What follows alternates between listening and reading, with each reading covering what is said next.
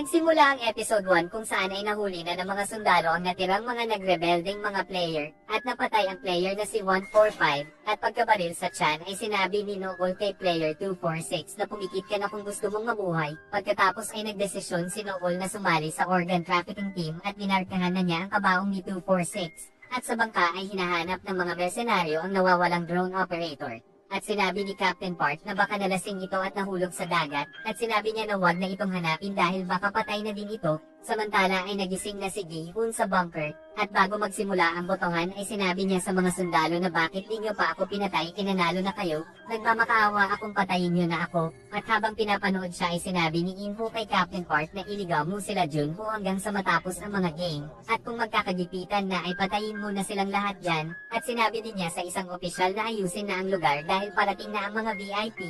At sa bunker ay nagpatuloy na ang botohan ngunit hindi na nakaboto si Gi-hun dahil sa sama ng loob, at nanalo na ang yes, at painsultong sinabi sa kanya ni Player 100 na kaya ka nagrebelde dahil gusto mong mapatay ang iyong mga kasamahan, nang lumaki ang makuha mong premyo, at sinabi din sa kanya ng player na shaman na hindi mo matatakasan ang multo ng mga namatay mong mga kaibigan, kaya't nang dahil sa galit ay sinikil niya ito, samantala ay nakarating na si Noon sa workroom bago pa manhiwain ng doktor ang dibdib ni Player 246.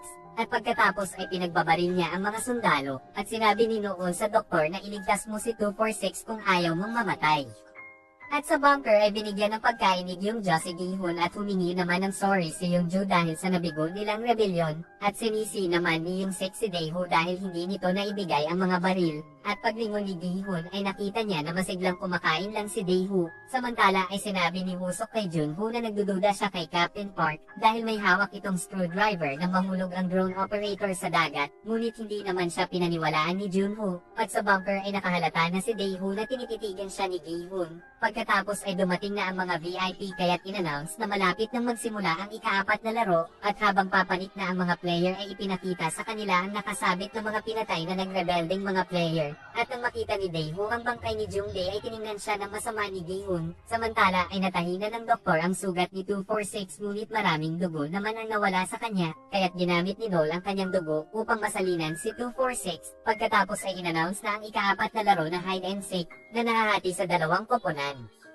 Ang blue team ay magtatago at bibigyan sila ng mga susing upang mabuksan nila ang anumang pinto, ngunit hindi na nila ito mailalak muli, at binigyan naman ng mga kutsilyo ang red team at kailangan nilang hanapin at patayin ang blue team, at kung hindi nila mapapatay ang mga ito ay sila ang papatayin, at bago magsimula ang laro ay binigyan sila ng pagkakataon na makipagpalit sa kalaban nilang team.